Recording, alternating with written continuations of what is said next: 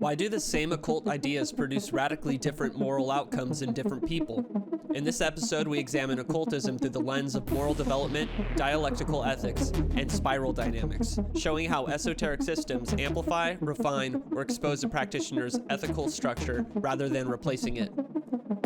So breathe in, young magus, and let the work begin.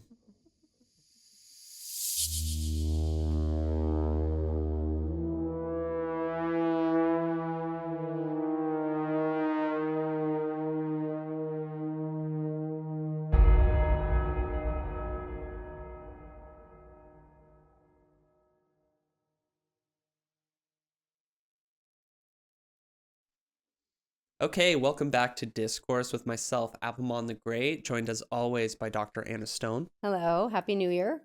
Happy New Year's, guys. It's our first recording of the new year, isn't it? It is. Yeah. Okay. Yep, sure is.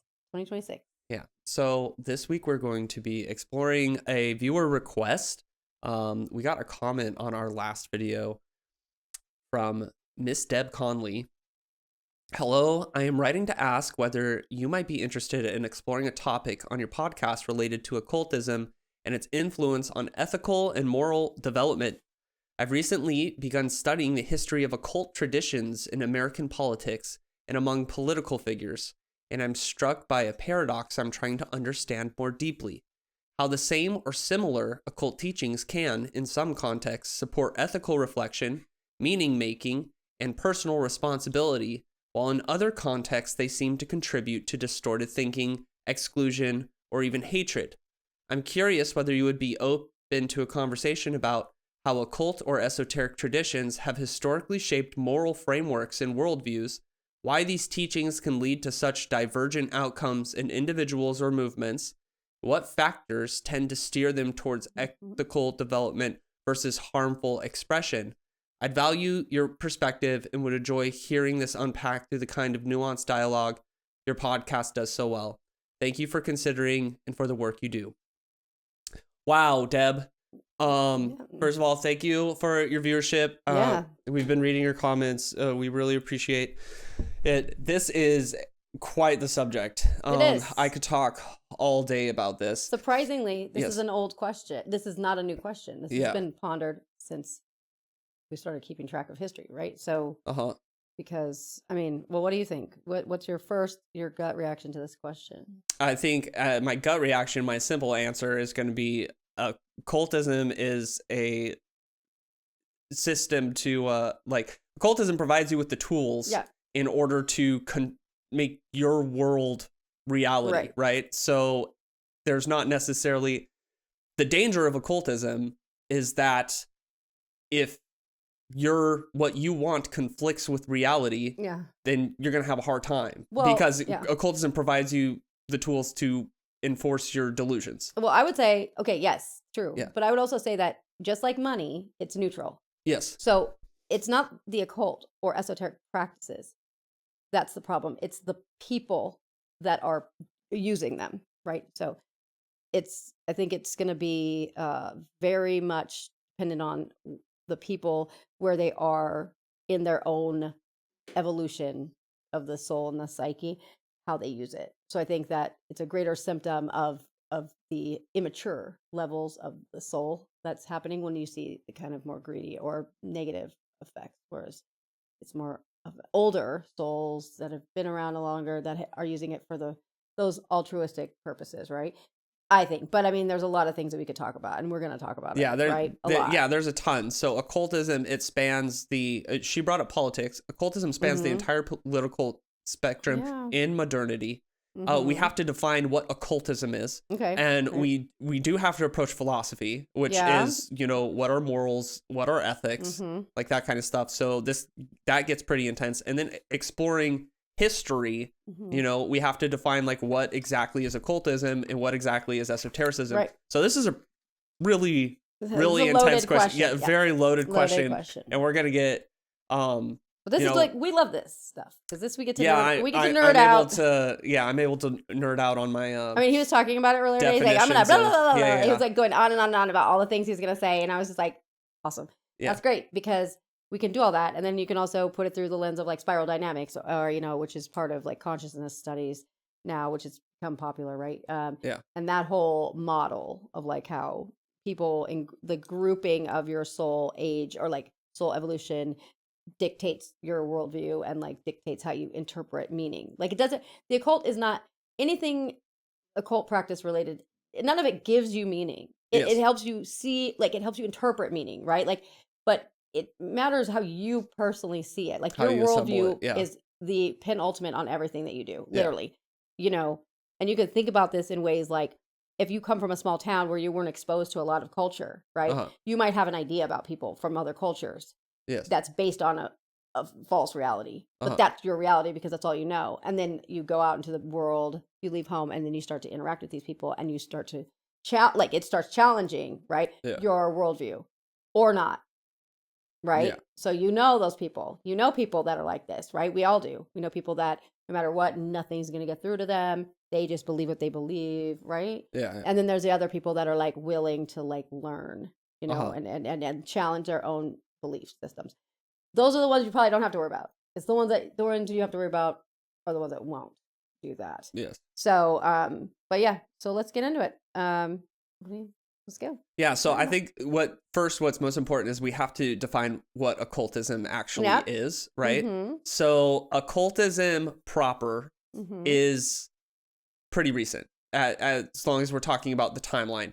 So occultism proper as a label, and we're talking about the aesthetic vibe, the stuff that we see in the movies, the Baphomet with the circle and the dagger and the wand and all that kind of stuff, Yeah. that is 19th century. Occultism proper comes from the French occult revival, which then went on to influence the British Victorians, right? And then that goes into the 20th century countercultural movement, which then brings us up into the 80s satanic panic, in the 80s and 90s satanic panic, which then carries us to where we're at right now, right? Yes. That is occultism proper. Now, the occult existed, but we academically, you're going to treat it under the umbrella of Western esotericism, right? So like the grimoire tradition, when you're talking about the magic that was emerging during the Renaissance, during the Middle Ages, that kind of stuff, that is not occultism. That is occult, but it is not this kind of institutional occultism that we think of today, right? And so we have to understand what happened during French occultism and what's going on in Britain, where they start taking influence from French occultism. And this is largely reactionary to a highly conservative Victorian society. Yes. Right? Isn't that always what's happening? It's always like from oppression comes this. Yes, exactly. So when we look at probably the two most famous people to come out of this, Eliphas Levi, who was the basically biggest figurehead of French occultism. He was a pastor, right? Wasn't he a minister? He was a failed priest. Right. He fell in love with a woman and dropped out of seminary. Yes. In order to chase her, and it didn't work out, and so he became an occultist. And makes sense. The English British occultists were taking influence from him. So when we're talking about Crowley grew up in a highly puritanical, very sexually repressed, religious Christian cult, and we know what Crowley did and how that went on to influence the 1960s countercultural movement, right? And then when we look at what's going on during, Reagan era, 1980s. Just say no. Yeah. We're seeing the Reagan era right there. We see the satanic panic. We're seeing a subculture of teenagers and kids that are lashing out against Christian fundamentalism, which was, the mainstream in America during the 1980s, it's always, right? I mean, until recently, it's always been the mainstream. Yes. So you classify occultism proper is reactionary, anti.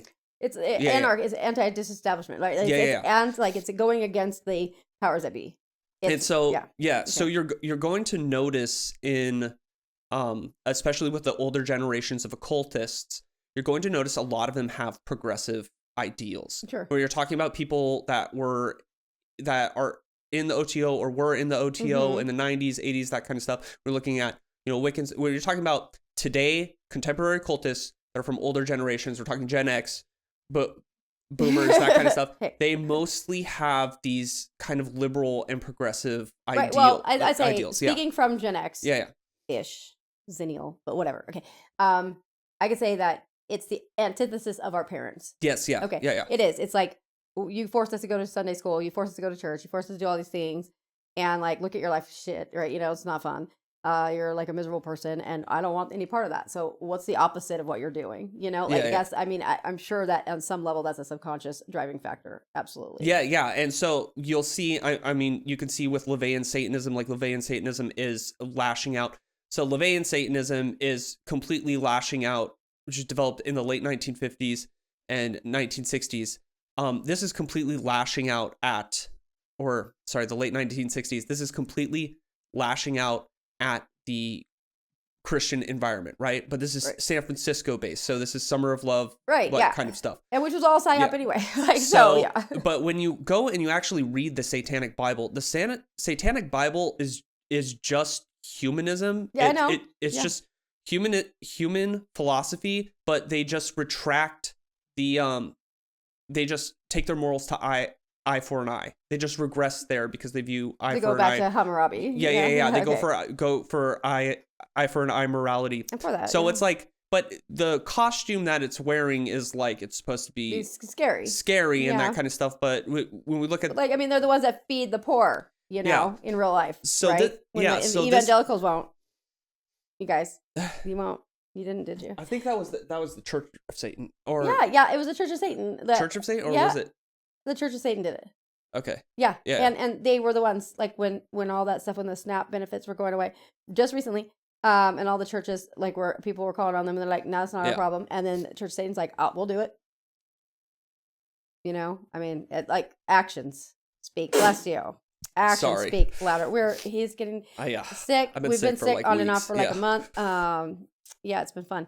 Real fun times. But no, it is that. And like the satanic panic was just, I don't know. I felt like that was probably a ruse to kind of get a grasp back on this counterculture that was going, crazy, even though it was like totally made up. Yes. I mean, sure, there's some facets of it that were probably real, but like the majority of it was just like hyperbole, like it was completely blown out of proportion. But this is always about kind of giving it to the man, right? Like Yeah. So there's strain of occultism, which is large, occultism proper, like when the occultism we think of, that is an anti-religion. It's an antithesis to the zeitgeist or whatever.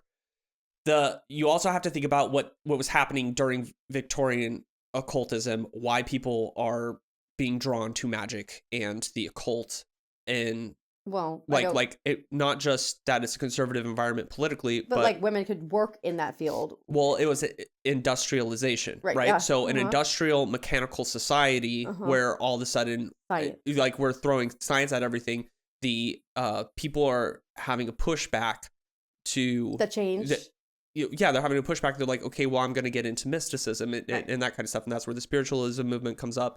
But we see that happening again today because we just went through the age of scientific progress, and now people are, all of a sudden it's like everybody's a Reiki healer. And everybody's got crystals, science started to uncover the fact that some of this stuff actually exists in real life. The whole quantum, the two photons entangled, that equals the image of the yin yang, like that being photographed for the first time was like, wait a second, how do we know that? Like, so there's these little bits and pieces I think that are starting to come to the surface where people are like, oh shit, wait a minute. Yeah. Wait, isn't that what those crazy weirdos are saying all the time? Like, how is that actually a thing? Like, so I think that that's kind of opening the door a little bit more to being more acceptable. And then also we have a lot of scientists out there right now that are willing to finally like put their reputation. I mean, I should never be like, science is so bullshit because, and that was my whole life for so long. But it's so frustrating because it's like the whole spirit of it was discovery, allegedly, but it wasn't. It was about keeping the status quo of science, right? So now we have people that are willing to go outside that box and like put their, research on the line and say, no, I'm looking into this stuff, which is making it more mainstream, even though it's still hard and it's still very in its infancy. But right now, I think the other thing too with this is that like when you're going to church and you're in the religion, religious dogma kind of vibe, and you're doing the church and the Sunday thing and praying and all that, it's like you're abjugating all of your personal like power to an external source that you can't see or talk to, really, like doesn't talk back. Oh, Whereas magic and these practices gives a person a sense of agency, and it gives you a yeah. sense of power and control over your outcome. And right now in the state of things where the cost of living is out of control, like literally out of control. We were just talking about this, right? Like like up until about 10 or 15 years ago, max, if you were making above $100,000 a year, you could buy a fucking house. Like you were good, right? And that is no longer the case. Like Oh, yeah. we cannot afford shit anymore. Like it is Well, out of control. Yeah, no, I was saying that. I remember when I was a kid, if you were a millionaire, that was like A big house deal. on the hill. Yep, mansion. Yeah, I You was had a like, fucking whoa, mansion. like you're rich. And now, I mean, at least where Now we live in Southern California, it's like we're in a $1 million house. That's middle Yeah, class, you know. We're in a $1 million house right now. It's And like if you're a millionaire, it's like, oh, so you're middle class. Yeah. yeah. I mean, and it's crazy. And like even if you're making 200,000 a year, you can't afford a fucking house. Like Yeah. it's crazy. Like and so how do you fight back against this? Like what are we gonna do? All stop paying bills collectively? No one will ever do that. So individually, people start kind of turning back towards this idea that maybe I can make change this way. I don't know. I think that has something to do with it too, because the explosion of people that are interested in the occult and in magical practice right now is like unlike anything I've seen my entire 47 years on this planet. Uh-huh. Like I've never seen this. You know, everybody's into it. I don't know how I feel about that, but you know. Yeah. So And with that brings the people that that shouldn't be into it. Yeah. Are into it, right? So so we can see like what occultism proper is, but when we say occult, like that tradition extends through Western esotericism. When we're talking about the grimoire tradition, when we're talking about magic, like that goes all the way back, way back. Mm-hmm. So we see the occultism proper 19th century as a part of the dialectic as antithesis, right? Right. And this is going to inform what the ethics are for occultists a lot of the times, because a lot of times the motivation, like there's a few different reasons people get into the occult, right? Yeah. They're either born into a cult family, which is very rare. That is very rare. Yeah. They're they have some kind of experience where they're looking for answers, or it's one of these antithesis kind of things. The majority is going to be the middle one. The majority is the one where someone had an experience and they can't answer it through their religious situation, so they look outside that. Yeah. Right. But absolutely. That's the number one. So this is what we could say about occultism proper, but when we're going back, I think it stops being a part of the dialectic, right? It stops being an antithesis. I think magic and the occult in general is something much more transcendent and much higher, right? Well, sure. Than being a part of the dialectic. So what we see is when we think of what we have to define, like what ethics and what morals are, right? Okay. So morals are personal, right? And ethics are kind of societal codes, right? There. Yeah, they're the committee of peoples, that has determined what is allowed and what's not. Yeah. So it constitutes laws, right?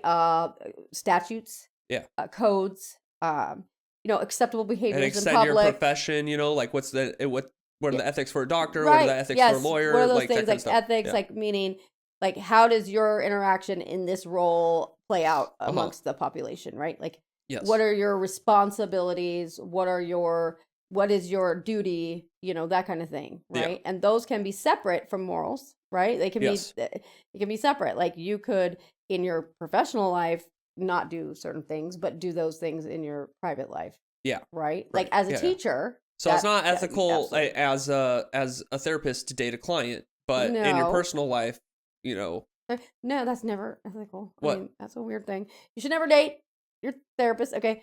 But that would be really weird.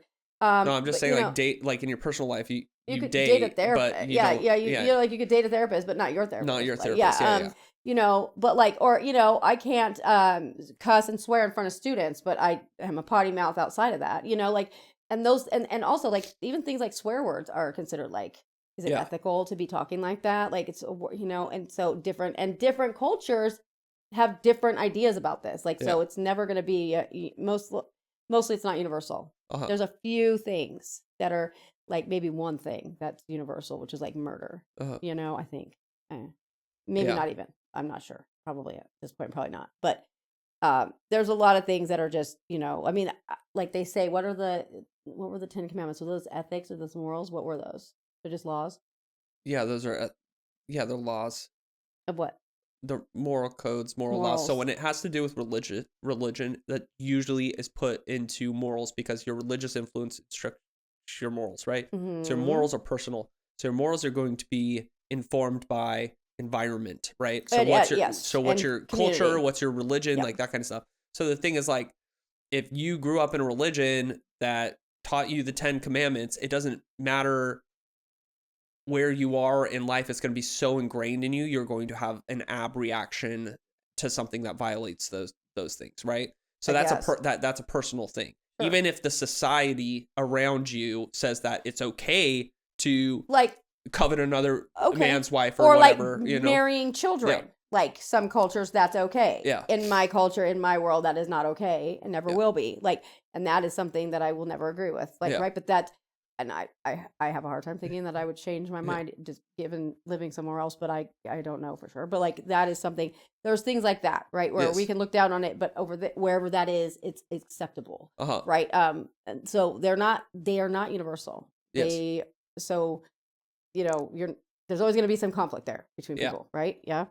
So, okay. But like, but even like, you know, I think the occult has always acknowledged the fact that like that the same information could yield positive or negative results depending on the user. Yeah. Right? I mean, isn't that, I mean, it's always been viewed as like ontologically neutral. Yeah. So when you're talking about magic, for sure, 100%. Magic is like, it's like being an electrician, you know, it's like, are you going to, you know, where are you going to send that electricity? Like, how are you going to wire it? You know, you can wire it shitty and burn down a house, or you can, you know, explode your house, like get the lights on, or, you know, whatever. Magic is thought of in that capacity as a kind of neutral force, and depends on how good you are with it and what you do with it, and, you know, be careful with it because it can hurt somebody. Right. But yeah, we're looking at ethics and morals, right? And then we have to look at what the occult philosophy is, right? Because ethics and morals are a realm of philosophy. We explore it through philosophy, right? And everybody has different ideas about morals and ethics with philosophy. I tend to go to a different camp. Kind of. I don't believe in them, as I'm a relativist, a moral relativist. I mean, I think just because I think it falls apart. Just because that you know, it usually can. Ethics in general seems arbitrary. It is a lot of the time. You know, a lot of the time it is. Like there's like, and you can see it often in laws that we have that are, you know, that they apply in theory. Yeah. Right. But when you get down to the individual people and their situations, it doesn't anymore. So the ancients, they believed that morals could be approached through reason and logic. So when you're talking about at the very beginning of philosophy, that if somebody was rational enough and reasonable enough that they could get to morality, right? But we know that that's not the case, because there are highly intelligent people that do incredibly bad things, right? Sure. So it doesn't matter how reasonable, rational, or logical you are, like you can still do some incredibly bad things, or bad things by your standard, by my standards, right? So that would mean that morals, seeing as that they're personal, right? Yeah. That would mean that morals aren't reasonable or rational, that they're irrational. They're feelings, right? Yes. And those feelings, and we know that they're instructed by environment and culture, right? And so the ethics of the society that you are in is informing, from the time that you're born, is informing how you're going to react to stuff, right? Yeah. So we have to then look at what is the occult philosophy and approach what are the ethics and morals of the occult philosophy. And when Okay. we talk about the occult philosophy, we are largely talking about rejected knowledge, right? Right. Rejected intellectual culture. This is rejected intellectual culture in religion, science, and philosophy that goes all the way back to the ancient world, right? Yes. And so this is what the umbrella of Western esotericism is, right? Western esotericism constitutes things like astrology and alchemy and dead philosophies that are no longer popular, like Neoplatonism, Yeah. right? That we decided to go with Christianity. So we We dropped... throw everything else we out. threw Yep. this stuff out, right? That's what constitutes Western esotericism. So the occult philosophy is going to be an amalgam of all this rejected intellectual culture. Sure. And so we first see that amalgam pop up in the Renaissance, and it goes to the Enlightenment, right? But we first see it pop up in the Renaissance, Okay. right? From the ancient world.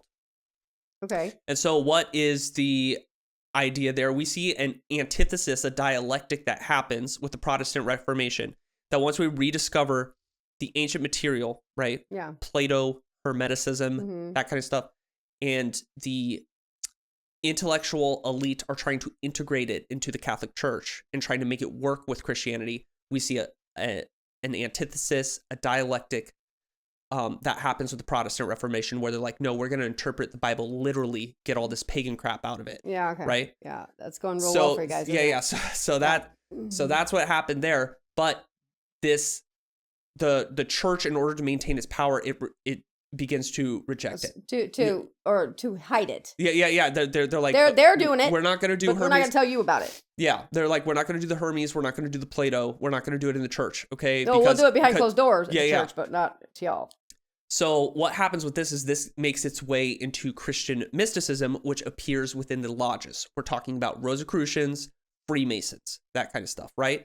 And so this evolves into the Enlightenment ideals, which is that original classical liberalism, libertine philosophy, the ideals of the United States. We're talking about democracy, individualism, enlightenment. They were all Freemasons, right? So yes, so this ideal that is called Illuminism, right? This movement. Yeah, to illuminate. Yeah. So like Illuminati, yes. like that kind of stuff, right? So it's called Illuminism. And at its core, it is Luciferian in the Roman sense of the word. Sure. Right? Yeah. It is to champion the individual to champion humanity, right? And so this is individuals part in the bigger picture, but like you're the individual, so you do everything you can. Yes. Because your transformation will then influence the masses, right? Like that's like your sphere of influence, right? Yeah. Yeah. Okay. And it has to do with virtue ethics, right? So it's basically you inform your ethics based off of what makes you most useful to the people around you, right? That's why the Freemasons are all about charity and that kind of stuff. Good works, St. Jude's, that stuff. So if we can identify the occult philosophy with basically the tenets of Illuminism, right? Okay. Personal responsibility, individualism, and this is kind of like this hidden Luciferian champion of humanity, the light bearer, torch bearer, the one that kind of told stuff. you about the things, the bad and the good, right? Yes. Okay. Yes. So I think like at its core, if we're going to look at what is the occult philosophy at its core is going to be Illuminism, which is the amalgam of Neoplatonism, Hermeticism, and Gnosticism, right? How does that emerge? That emerges within the lodges, right? And those are the lodge ethics and values are going to be the occult ethics and morals, right? Yeah. That's what I would say as the pure historical lineage. I think now it's the occultism that we know today is an antithesis. It is it is part of the dialectic. The ideals of occultism today are antithetical to whatever the mainstream is, right? Sure. And this is something that we see happening in modernity right now, whereas like I said earlier, that the older generations of occultists who were participating in an anti-religion and a dialectic against the Christian hegemony, they're mostly progressive and liberal. But we see something very that happening within the younger generations in the occult, where Nazi occultism and esoteric Hitlerism is incredibly popular right now. Lame. We see a huge revival in the 09A and fascist occult, like that kind of stuff. These political philosophies, these hateful philosophies, and it's because the younger generations are lashing out at the liberal and progressive attitudes of the older generations of the occult. Well, I mean, okay, so like there's this model, right? Like the minute I heard this question come up, I was like, spiral dynamics explains this pretty well. And it's kind of complicated, but like I broke it down pretty easy. And I think that this is a really good way to kind of view like how it informs like how people use it, right? So like spiral dynamics is this idea of like the evolution of the person. Like and it may not even be in one lifetime, but like we'll just say it is just for shits and giggles. That but I don't see how it could be, honestly. I think it's multiple lifetimes, but you can see because everybody on this planet is at different stages of evolution, and you know what I mean, because I'm sure you know people that are just all about things. They want things. And then you know people that are all about helping and want to help. And you know the different kind of people that you meet, right? Well, the first stage, right, is the beige or purple stage of spiral dynamics. And spiral dynamics was developed by Claire Graves, and then Ken Wilber really popular made it popular. But so this is explaining. This helps to explain like how meaning is interpreted, not what meaning is, but how it's interpreted through the individual, right? So at the pre-rational / tribal expression stage, which is beige / into purple, it is at this stage, the people that would be using the occult would be treating it as literal forces rather than symbolic languages. The outcomes typically would be fear-based magical thinking, scapegoating of others, us versus them, cosmology, conspiracy thinking as hidden knowledge, and this does not produce any kind of ethics at all. It's magical tribalism. And this is where you see like occult symbolism collapse into paranoia, demonization of outsiders, and moral absolute, like being the moral absolute, like we're the right religion, you're not, you're going to hell, like that kind of vibe. Then the next phase of evolution in this person would be power, which is red. And that at this stage, the tool becomes domination. Like it's about, I'm going to use this to get what I want and to like walk all over other people. And this is like where we justify cruelty through, it's necessary. It's a cosmic necessity. Like this has to happen in order for this other thing to happen. And it's horrible what we're doing to these people, but we need to do it because we need oil, or our religion is the right one. So we're going to kill people for, our beliefs or their beliefs. And then also, having this idea that your will is somehow is of divine right, like this is my birthright. You hear people say that shit all the time. And then this is also where we start to see people using occult aesthetics as a way to legitimize authoritarian power, right? So this is a dangerous part, and this is where I think a lot of people see it playing out. Let's step back and let's talk about the will thing too for a second, because that's a really important thing, and I think that's where a lot of what the listener was asking about is like, why does it seem to steer people one direction and people in the other direction? I think it comes down to the will thing, right? And the misinterpretation of will. So I think Crowley's emphasis on, the true will being the point of magic, right? Will being the point of magic. That has had such an influence on how everybody practices magic and occultism. But that is necessarily influenced by Nietzsche, which is the will to power kind of philosophy, right? And will to power philosophy is obviously it goes in one direction. You get Crowley, who's a libertine, right? And this is where you get your kind of progressive lashing out ideals. But in the other direction, it goes to Julius Evola, which is where you get your fascist Nazi occultism, right? Right. And we're talking about what will is. And so I think one of the most confusing things is, what is your true will? Yeah. What is your true will? Because for most people, what I want, it's this, it comes from here. It comes from the head, right? What I think I want, what I think I deserve. The adept, the initiate knows that the true will be is the highest will, right? Is the will of, like, when everything is refracting back into itself, right? Right. When there's no macrocosmic will and the microcosmic will are in sync with the fulcrum, Yeah. right? That is the true will. Right. When everything on every level Yeah, is it all works working together. out harmoniously. Yes. It's not something you have to browbeat people with. It's not something you have to dominate others for. Like, it just happens because it's all aligned, right? Yes. Like, that's true will. But people confuse what I want right now with will, right? Yeah. So I say, this is my will. At the end of my spell, most of my spells, this is my will, this is my wish, so it is. I'm very aware, though, when I'm saying that I know damn well if it's not really my will, it's not going to work. You're going to get corrected. It's not. Yes, I will correct, and I won't continue. I will not continue to push it. I will know, right? But that took a lot of time to get there. Like, that took me many years of figuring it out, right? Yes. But, like, so that is really important. This power-oriented is what we see, I think, the most, right? Yeah. It really is. Well, maybe not. It might be with the next, 2 levels down, but, like, this one is real prevalent in our society. This is where we see, like this Nazi stuff, this is that stuff right now coming out where it's like, oh, I'm going to dominate these other people that I feel are less than or something, because I interpret the information I'm getting as this is. I got to save Hyperborea or whatever. Whatever the fuck, they're crazy nonsense shit that they're talking. But this is where it's ego driven, all ego. This has nothing to do with the collective good. It has nothing to do with self-transformation. It has to do with ego, right? They're living too much in their own ego and they don't know how to restrain it. And they never will learn in this phase of red, okay? Yeah. Then the next one is the order driven or blue phase, which is like law and order, right? Like this is going to be the law and order phase. This is a step up. I mean, as much as people hate police and law and order and stuff, like this is a step up from the red. And this is where it gets codified, like the occult will start to become codified into rigid moral frameworks, right? So now you're looking at certain organizations, right? That have, like they start to put their esoteric laws above civil laws.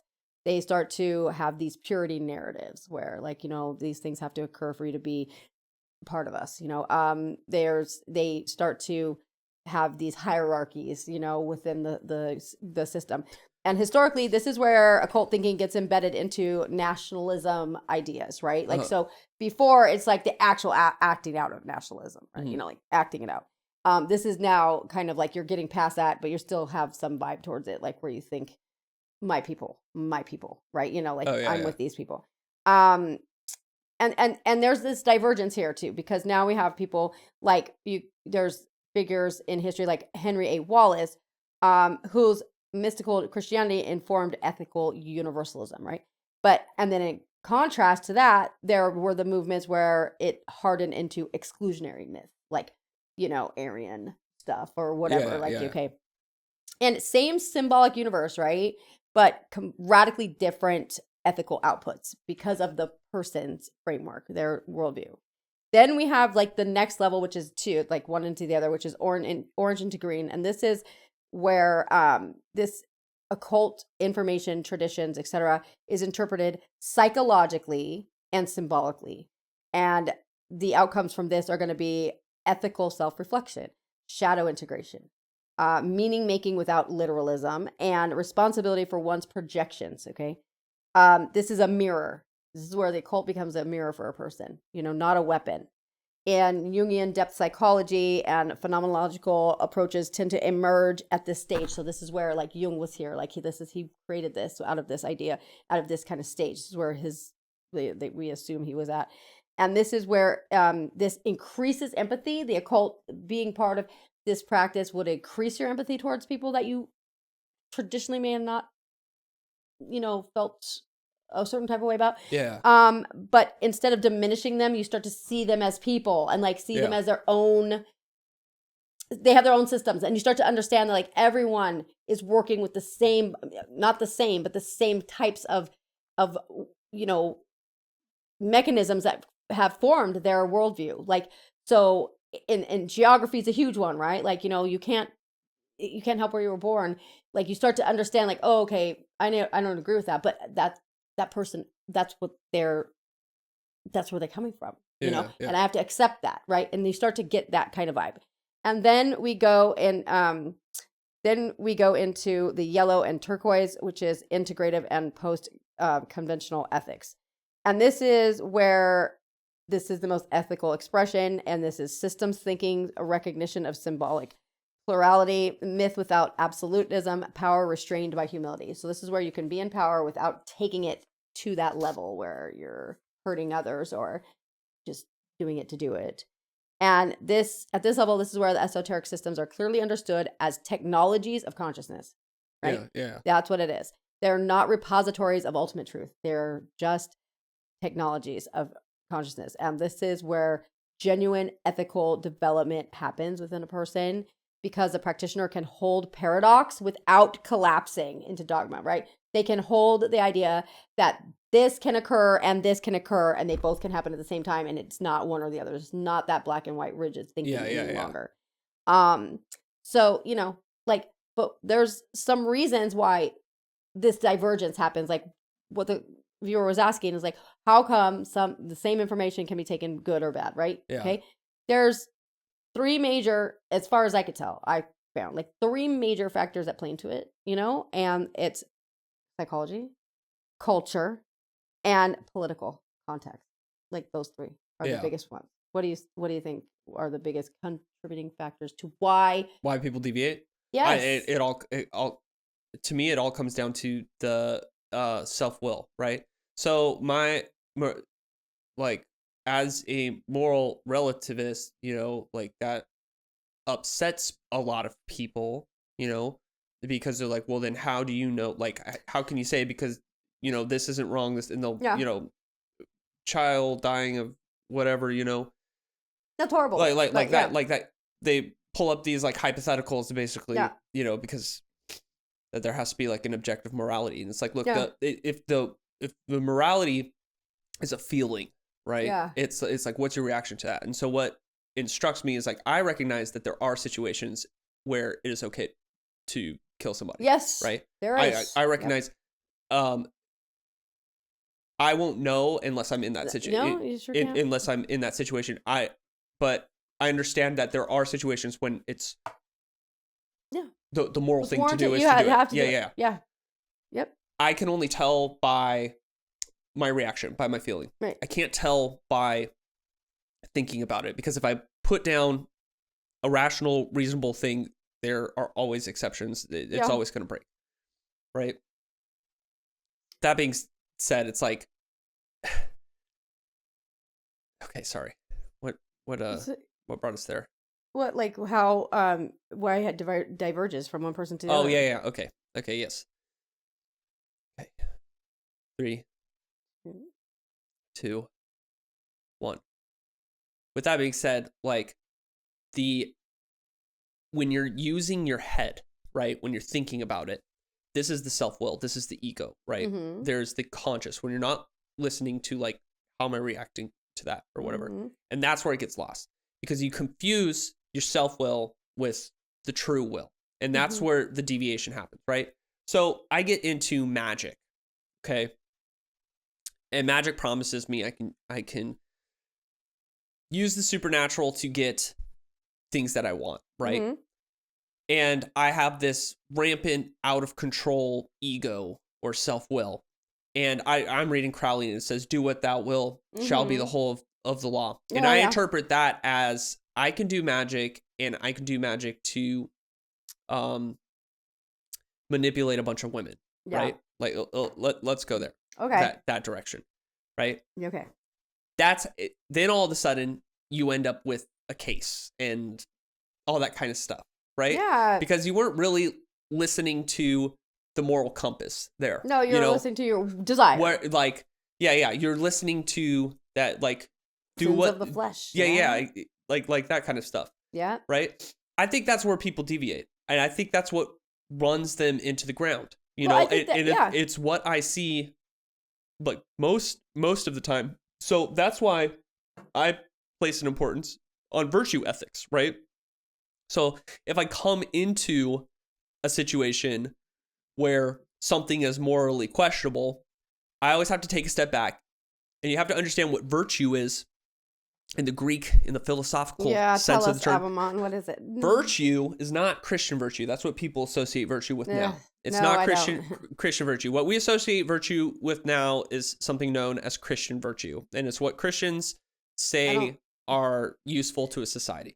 Okay. What virtue actually is how useful you are to the world and others around you, right? So if a hammer is solid and can hammer a nail, that is a virtuous hammer. If the hammer is busted, yeah, and it can't hammer a nail, that hammer is non-virtuous, okay. right?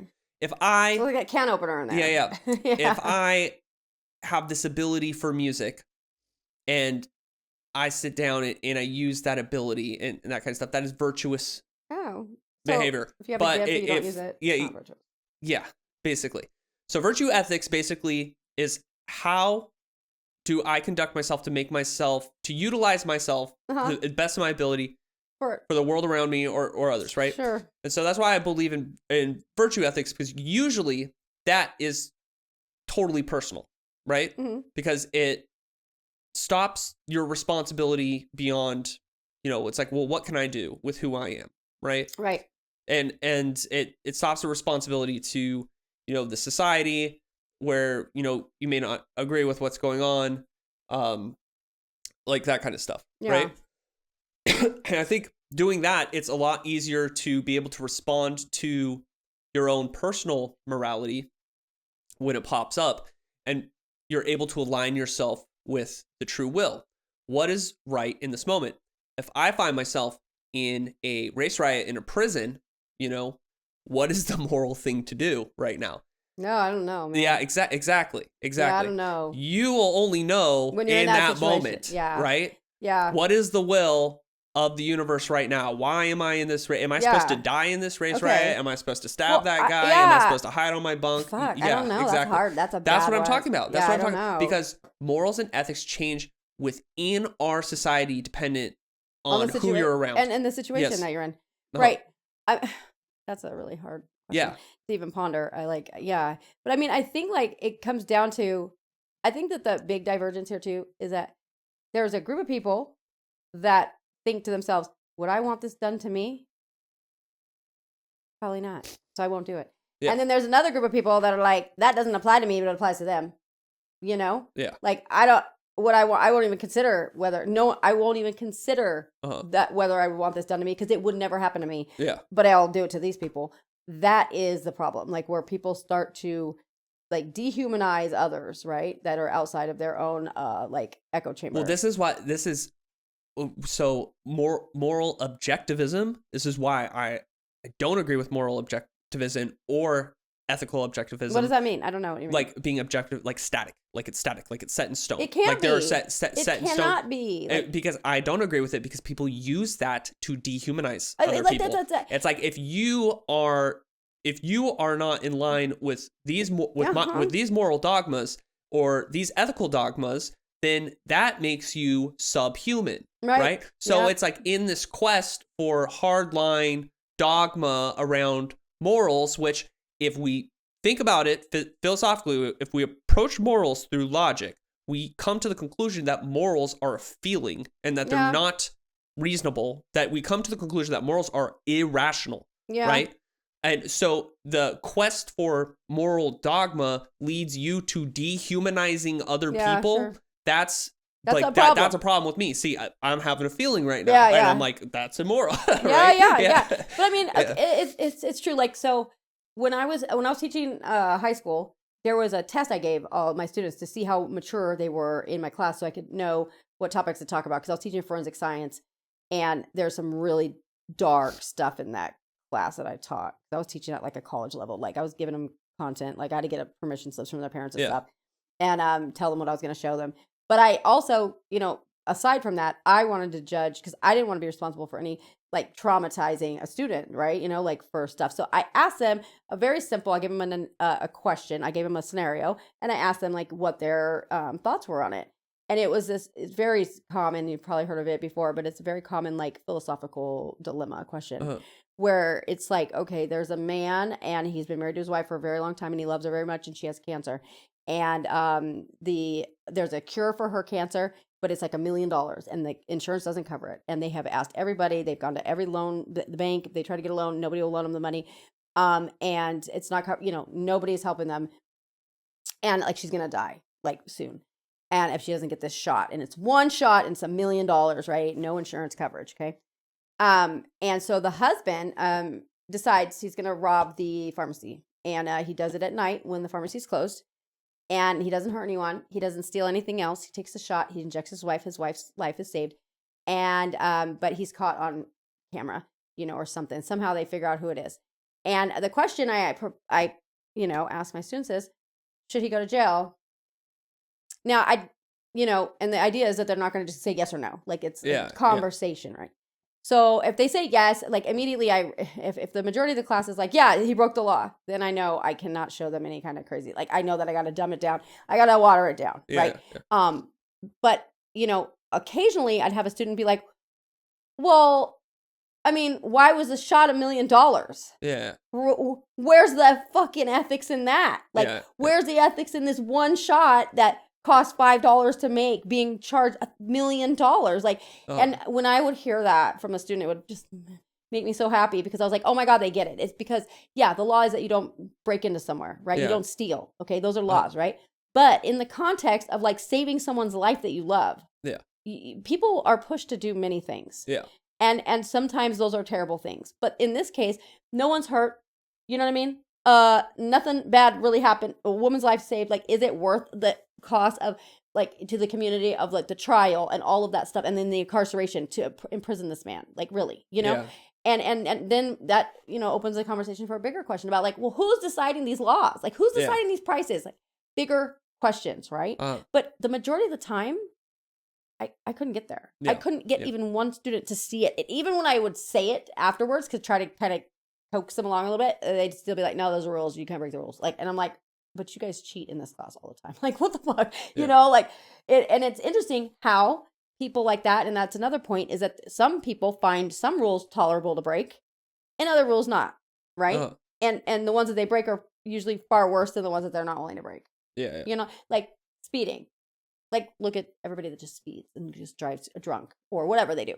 Those things are fine, but they're not going to go, rob a store, right? Like, so it's arbitrary within the person. It's like where they're at and also the justification to their means. Like, do the ends justify the means? Does it justify the means? Like, does the means justify the end, right? I think that's why it's incredibly hard for them, for it to be static as well. It's because if they are rational and if they are a kind of like mild reaction or mild feeling, that, if you have a strong emotion like anger or, those are pretty obvious. Yeah, that can override a mild all the reaction, time. like a moral. Look at all the time. That happens all the time. People, you see the videos on TikTok all the time of people losing their fucking shit over some dumb stuff, and they throw all their job away from one outburst, right? Yeah. Like, because they can't control themselves. So does that mean that person's bad? Wholly? Should they lose their job because of one outburst? Yeah. We decide so. And it's up to the public, mostly in these cases, to decide what's right and wrong. And so now we're putting our fate and, like, our morals and ethics into the hands of the masses, which is a terrifying prospect to me. Because so I think so ethics are basically just what it's almost consensus, right? It's like because look at our lawmakers. Yeah. The people in power that I was under the delusional thought or idea that for many years, until very recently actually, that the people in office that were elected to make our laws had some knowledge of law. Yeah. Clearly that is not the case. Like, as I'm older and I see the people that get elected, I'm like, oh God, like these people have no background in this stuff, and they're making the laws for us. And who are they actually representing, right?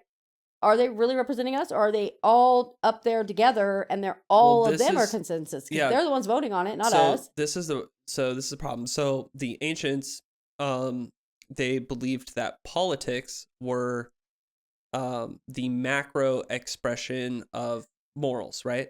So politics were, so ethics and morals dealt with the individual. Politics were the same thing, but it dealt at the city scale. Right. Yeah, sure. So if we can recognize that ethics are the societal codes and morals are these irrational kind of reactions that are happening, and then we extrapolate that to a macro level, towards the governance of a group of people, right?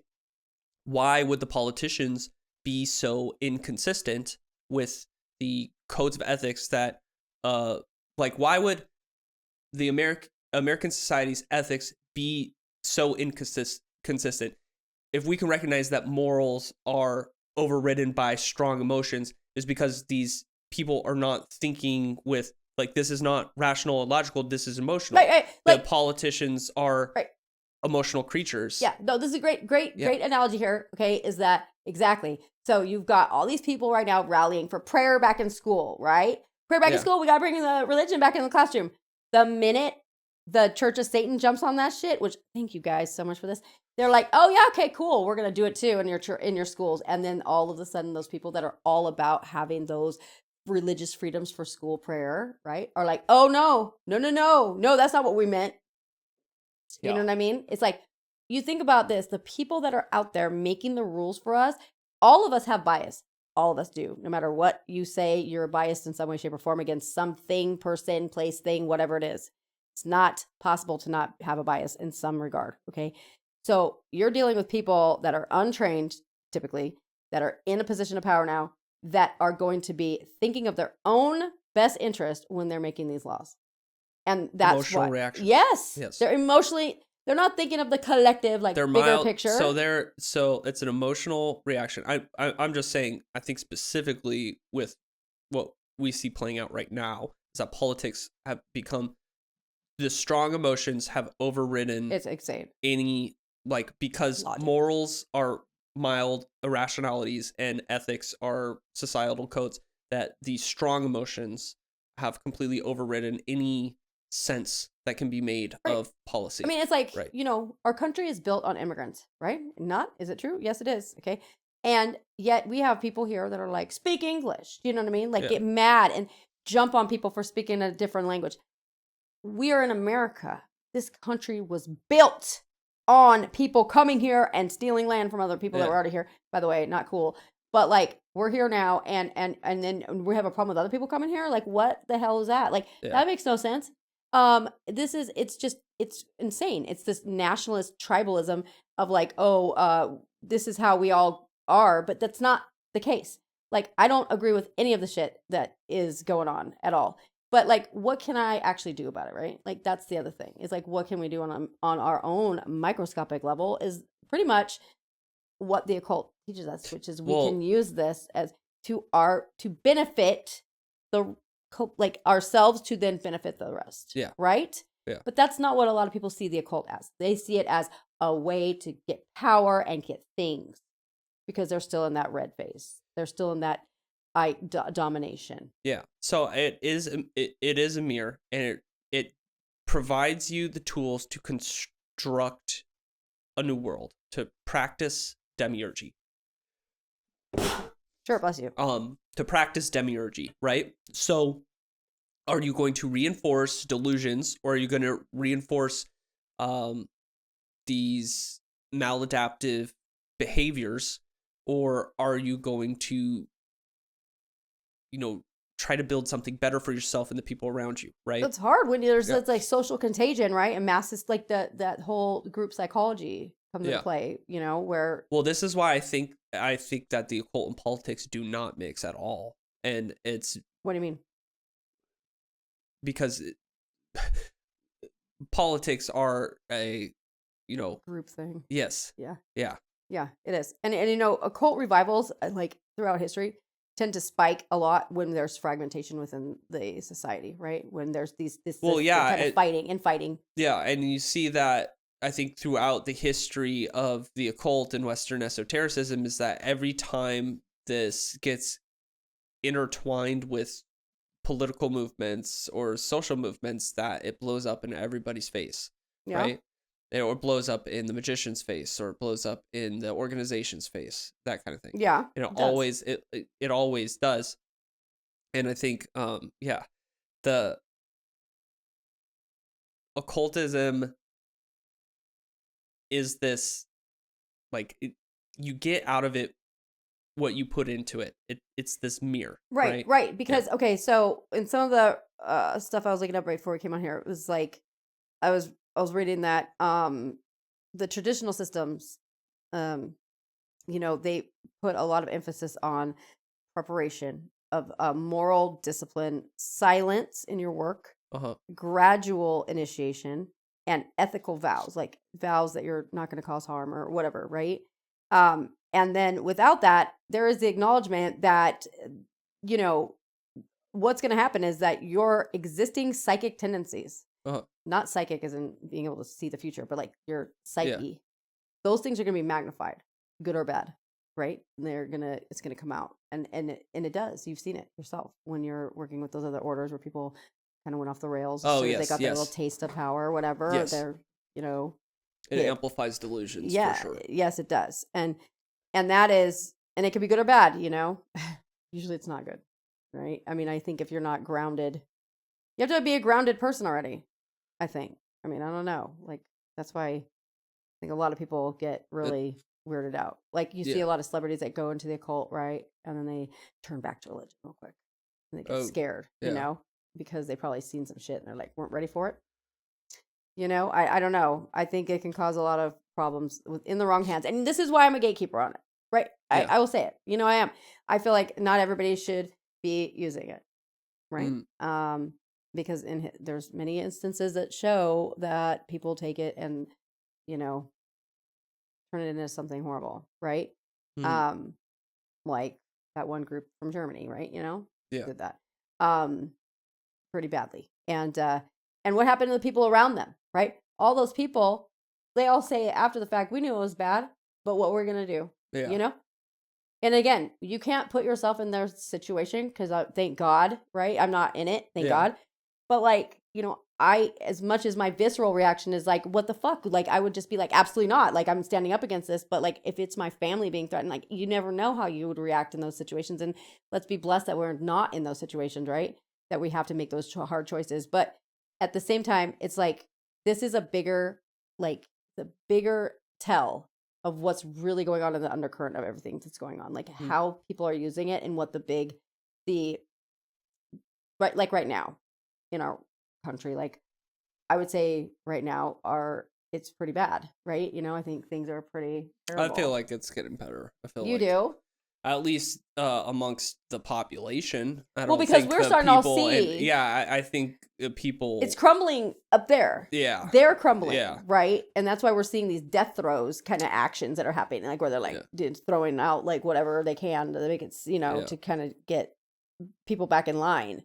But at the end of the day, what comes down to it is like, how are we living? Like, when people can't live anymore, that's when shit's going to go off the rails. Like, you know, and that's when, you know, and that's where they put it because the greed. I think greed is a big problem too.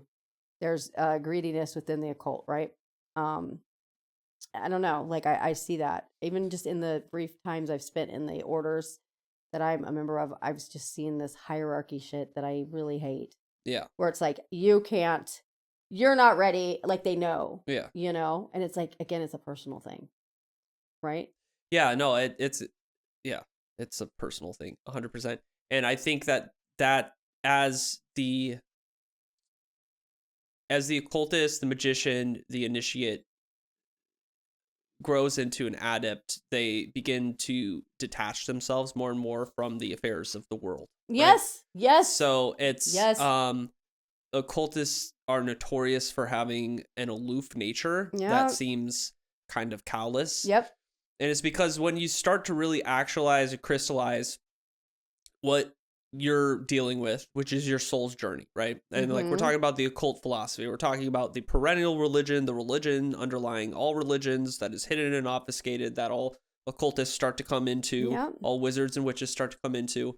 And you realize exactly what you're dealing with. You start to really actualize it and really understand yourself as an eternal being that is in this cycle that keeps coming back and coming back. The mundane affairs of politics and nations and states, it seems so inconsequential on the timeline. It's a flash in the pan. It is. Right? It is. And when you liberate yourself from a fear of death and a fear of wantonness and all these shortcomings and that kind of stuff, then all of the sudden it's like, what do you care? Right. You know, like why do you care about politics? Yeah, why I don't. Do you care about anymore. war and all that kind of stuff? Because you come into this actualization of just like, It's I all don't know. part of the Yes. program. Yeah. It is. I mean, like when I was in my consciousness program, I remember I was real upset about some stuff on the news. And this is why I don't like to get into this, because I say stuff like that. no, and it's then fine. it No, pisses people I don't. off. You Yeah. can be. They can be mad. That's fine. Yeah. That's a visceral reaction they're having, not on you. Yeah. That's their. If you're triggered by anything we're saying, that's something you need to look at for yourself, not us. Yeah. Because we've already come to terms with this stuff, and it's not easy. We're not saying it's easy. But like, so, and I'll elucidate here. Like, I had a very bad reaction to something that was going on. I can't remember what it was now, but I was very upset about it, and I was talking about it in class. And my professor said to me, you should just not watch the news anymore. Yeah. And I was like, how can I do that? I need to know what's going on. He's like, no, you don't. I'm like, what do you mean? He goes, nothing's different. It's always the same. It's always the same. There's always some fabricated crisis. There's always some, overhyped like drama going on somewhere. There's always someone they're going to tell you to hate. There's always a bad guy. There's always this. There's always that. Yeah. It's like the news cycle. It's part of the news. That's their job, is to create enemies for us to focus on, so that we believe that we're under attack, that we believe that we're almost under attack, that people are coming for our jobs, people are coming for our houses, like whatever it is. It's to keep us in a constant state of fear, so that we're not capable of actually doing any kind of real meaningful work or living a real meaningful life. And he's like, what you finding should, happiness. yes. Yeah. He's like, what? Because divided, we fall. Like, it's so much easier to control us when we're all fighting, right? Because when we're all mad at each other for our political views or our religious beliefs, and we're like, you're this, you're that, whatever. You're not one of me, I'm not one of you, whatever, that shit. Then we're not paying attention to the bigger picture of what's going on. But aside from that, and that doesn't even matter at this point, we're not living our lives. Like, we're living in a future panic state, right? Of like, what's gonna happen? Okay, that's all fantasy. Like, nothing now is the only reality we have right now. Right okay? now, that's it. Right now, I'm sitting here in this room with you, and I'm grateful. I'm lucky. Yes, like this is right. This is all there is. Yeah, but our entire world is designed this way. Yeah. Because even in the moments where we are present, right? I know in a couple days I have to go back to work. My vacation's over. Okay. I'm not letting that bother me right now, but the night before it will. I'll have to prep. I'll have to get ready, and I'll have to start living in the future again. Right. Currently, I'm not doing that. I'm just here. Okay. But our life is designed, society is designed around a model that prevents us from being present. It's always some demand on us, always something to do, always something coming up we have to prepare for, get ready. We got to make dinner. We got to pay bills, etc. All these things. It's designed that way to keep us away from the presence, from the joy, and from the life that we are supposed to be having, right? It's just the opposite of what we're supposed to be doing. So my professor says, I was really mad, okay, when he said this to me. I thought he was a jerk and he was an apathetic asshole. That's what I thought. But I thought about it for a few days, and I really let it kind of marinate, and I realized that, you know what, he's fucking right. Because at the end of the day, my outrage and my upset does what? Nothing to better the problem. All it has done is cause me to stress out, have some cortisol flowing through my veins I don't need to have, and take time away from my family and my other obligations, right? Like, because I'm thinking about this shit. So I went back to him and I'm like, okay, I feel, okay, I get what you're saying now. Like, and I had been kind of rude to him and when he had told me that, and I apologized. And then he said, so let me tell you what you can do. In your immediate sphere of influence, how can you make a change? Yes. To better the problem. So I remember now what it was. Okay. And so I said, okay, I will, there's children that are being taken away from their parents at the border, right? The people are trying to seek asylum, and they're like separating the kids, and they're being there, and it's, Christmas is coming up. Yeah. And so I found an organization locally with someone I knew. So I knew that was actually going to work out, and we got lists from children that were in the ICE detention center and what they wanted for Christmas. And me and my daughters went and we bought them the things that they wanted, and we gave them to those kids, along with the letter saying, sorry for your experience in our country. This sucks, and I'm ashamed, whatever, but best luck to you. And that's it. And that's what I did. And it's like the only thing, what could I actually do to make any kind of difference or better? And it's tiny, small, probably not significant at all, but it was at least something that, and I'll be honest, it's selfish. It was selfish because I felt bad. And so doing that helped me feel a little better, but not really, but it was like, and also I'm a mom, so I really wanted a kid to have a good Christmas, right? But the same time, nothing I could buy that kid is going to make up for the trauma that they've experienced, right? You know what I mean? But maybe hopefully the idea that someone actually cares would help a little bit. But that's like all you can do is the stuff you can do immediately now. Like thinking and worrying about the shit that's going on elsewhere is doing nothing, because nothing is going to change until we have a whole overhaul of our system, period. In a story. It's not going to happen, right? So, I mean, how do we get past this? How do we fix it? How do we fix it? Yeah. Well, I mean, if we're going to go off the ancient model, right? Yeah. Whereas that politics are the macro, or that the city is a person, right? Yeah. And it's like, what I know about people is that people do not change until they hit rock bottom. Sure don't. And so True. Maybe that's an argument for accelerationism or something, but I don't know. Yeah. It's but I mean, like at the end of the day here, I think the answer to the question is what? Like that it's not the occult that's being misused. It's the people's worldviews. Yeah, it's people. It's people. Anything could be used, right? Yes. Christianity could be a beautiful religion, or not, or you get Republican Jesus that get out of here, we don't like no gays, like that kind of stuff. Yeah. Islam can be this poetic, beautiful expression, or it could be backwards fundamentalists, bombing children. Yeah. Yes. It's all over anything could be used that way, right? But occultism especially reinforces delusions, and so does Christianity. Yes, but I mean, like occultism gives you all these tools, and it says, here, construct your world with your consciousness, right?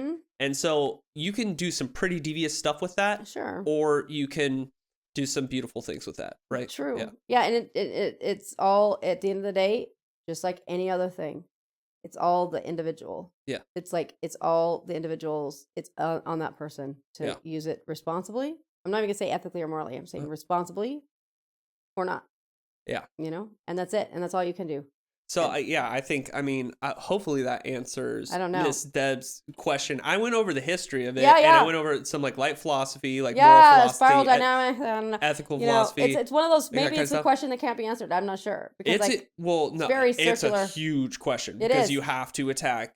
You have to attack the development of Western esotericism. You have to define occultism and esotericism. You have to approach ethical and moral philosophy, which is like, that is a whole shit bag I hate touching. I don't like it. I'm more like an ontology guy, Yeah. I don't like moral and ethical philosophy. And even then, like moral and ethical, and then, she brought the politics into it, and that brings in like political philosophy and that kind of thing. It's like, and like, I'm going to say this about politics. It's like, it's all a fucking dog and pony show. It's not real. I mean, it's real in the sense that we all suffer from it, but like, we all suffer from politics. Yeah, that's true. But in reality, it's all a facade. It's all fake. Like, and we figured that out. We learned that very clearly when it was time to, impeach somebody, and then nothing happened. Because in order for a system to work, you have to have people that will enforce the rules. And we found out that those people were not enforcing rules, right? So then that's when it started to crumble. I think the facade started to fall apart. And it doesn't matter what side you're on, because there is only one side. It is their side against us. Yeah. That's it. And those people who pretend to hate each other, they all get together after the cameras are off, and they all work together to fuck us all over. And if you still believe that that's not the case, then I have some swampland to sell you that I think will be a great investment for your future, your family, and your future generational wealth. Seriously, it is really bad. Like, the fact that we are all so many people are so easily like tricked or just duped into believing what they see on the TV is very concerning to me. And they don't see the patterns. I mean, maybe it's just my autistic brain that sees these patterns that happen, and I can call them out quickly, and maybe other people can't do that. But it's very clear, and if you look for it, you'll find it. You'll see it right away. But there is only one side, and it is the top people that are controlling everything against the people that are like not controlling everything. And we're going to keep being in this state of constant, like stress and struggle until something changes. But what that is, I don't know. I have no answers. Just, this is one of those questions that, again, has been asked over and over and over again. There has been many attempts at answering it. right? And it's still not being asked, so I guess it hasn't been answered. And we probably didn't answer it either. But we did. We tried. We did our best, and it's a lot. There's so much more we can talk. I could go forever. We'll start like short answer. Cult is a mirror. It depends who's looking into it, and then like on top of that, if we're gonna, what is the occult philosophy? And how do I derive ethics and morals from that? The occult philosophy, I'm going to say, is Illuminism, and if you're looking for ethics and morals, look at those ones. I think the occult, for me, the occult philosophy is that you are the purpose of it is to understand that you are more than this, that you are part of everything, that you are everything, and everything is you. And when you believe that, when you start to come to that, when you have that come to Jesus moment, okay, and you understand that I am you, you are me, literally, like not metaphorically, like quite literally, we're all the same. We all come from the same exact place, the same source. Then and only then can you start to shed away all of the crap that the biases and the prejudices that you've had in the past. Because there's a lot of people out there, I don't like people. There's a lot of people I don't like. And it has been a very hard road to toe, like to see myself in those people and those people in myself. But it's what it is. My death experience made me have to confront that. I don't have an option anymore to not know it. And because I do know it, it's easier for me to kind of look past the things that I find as different, right? And instead focus on the things that are same. And that is key. But a lot of people don't have that ability because a lot of people are emotional toddlers. Yeah. You know? So, anyways, and just my last insult for the night. Yeah. Okay. Thank you guys. Thank you guys for joining us. Hope your new year is off to a good start. Awesome. Yeah. We'll see you on Sundays. Join us for the Sunday service live stream. Oh, yes. And a really big, huge thing that I think we should talk about real quick. Really quick. Because Albemarle made something, and it's freaking amazing. I've been using it, and oh my gosh. So we're launching an app called Grimoire.io. I'll link it in the description. But Grimoire.io is basically born out of necessity. Me and Dr. Stone, our notes are scattered amongst various multiple grimoires. Notebooks. They are scrawled on the back of envelopes. They're in various chat rooms and forums, and it makes it very difficult to organize everything and also develop like properly cited material. Right. And so we've developed a occult citation manager called Grimoire.io. So it's a home for all your occult needs. It's got tarot, astrology, citation manager. You're able to write your notes and hyperlink everything and all your experiments. And so we're launching it. And I found out something. I don't know if you know this. I don't know if you programmed it this way, but today I uploaded one of my invocations in the ritual builder. And when I hit, save or create, and then I saw it had citations for me already found. And I was like, what? And I went and it had found information that matched what I had written in another text. Oh, that's cool. Yeah. Did you know that? Yeah. Okay, that's really cool. Yeah. Because I was like, I couldn't remember where I got it from, and then they found it for me. So that's really awesome. And then also there's like the tarot. You could add the tarot cards to it. You could add recipes, right? Like, so if you have there's a recipe builder, ritual builder. So like I have recipes for making, candles for certain things or whatever. So I can enter that and save it. And then later on I'll do a ritual builder. I can add that recipe into whatever else I'm, doing. And it renders it as a PDF that you can print out. Yeah, it's so cool. Yeah. It's really neat. I'm not a big, and it's a desktop app, not on your phone. Thank God. I hate that. I need a full screen. You can use it on your phone though. But yeah, I'm sure you could with the web browser, right? Yeah. So I'm going making videos tutorials on how to use it. Yep. And it's getting launched. The link will be in the description for anybody that wants to sign up and use it. It's really cool. It's in development. It just costs money to develop. So the more people that subscribe to the pro version, the faster I can develop it. Yeah. Because I've already spent. Oh God! Don't tell me. Yeah, I've already spent some money developing it. So, yeah. Well, I don't want to know.